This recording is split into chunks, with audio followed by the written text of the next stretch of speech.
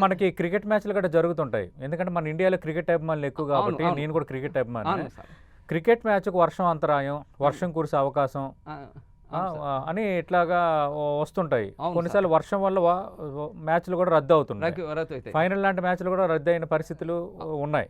అంటే ఇప్పుడు అలాంటి మ్యాచ్లు గట్ట ఏమైనా వస్తే ముందుగానే మనం క్లౌడ్స్‌ని ఉన్నాయని గమనించి అది బరస్ట్ చేయించవచ్చా? చేయొచ్చు కదా సార్. ఓకే. బీజింగ్‌లో 2008లో చైనా వాళ్ళు చేసింది అదే కదా. ఓకే. ముందే గ్రహించిండ్రు ఏవే వానవ పడేటట్టు ఉన్నాయని చూసారు.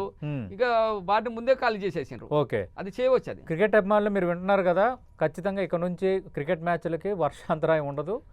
ఒకవేళ వర్షం అంతరాయం ఉండదు కీలక మ్యాచ్ అయితే ముందుగానే మనం క్లౌడ్ సీడింగ్ ద్వారా బరస్ట్ చేయొచ్చు అని చెప్తున్నారు. గతంలో 2008లోనే బీజింగ్ ఒలింపిక్స్ నేపథ్యంలో చైనా చేసి చూపించింది అని శ్రీధర్ రామ్ గారు చెప్తున్నారు. మరి చూద్దాం మన బీసీసీఐ కానీ ఐసీసీ కానీ మరి దీన్ని ఎంతవరకు తీసుకొని ఫాలో అవుతుందనేది.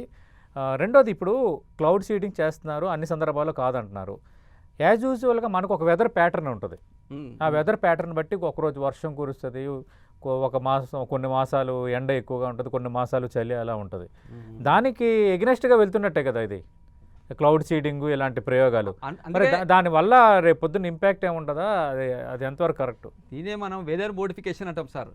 ఇది మనము నేచర్కి ఎగనెస్ట్గా మనం ఏం చేయకూడదు. ఓకే. కరువు వచ్చి ఏదో కొన్ని ప్రత్యేక సందర్భాలలో ఇలా ఒలింపిక్స్ లాంటివి ఉన్నాయని కొన్ని సమయాల్లోనే మనము ఈ క్లౌడ్ సింగ్ చేయాలి. ఓకే. ఇది ఎట్లా అంటే కారు స్టార్ట్ అవుతుందని చెప్పి రోజు నెట్టుకుంటూ పోం కదా. అవును.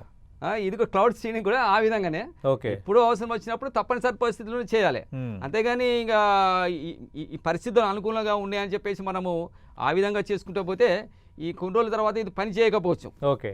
ఇదే చెప్తున్నారు శాస్త్రవేత్తలు. ఏం చెప్తున్నారంటే వెదర్ మోడిఫికేషన్తో మనము రిస్క్ వస్తాయి ఫ్యూచర్లో, కాబట్టి ఆ విధంగా చేయకపోవడమే మంచిదని అని చెప్తున్నారు.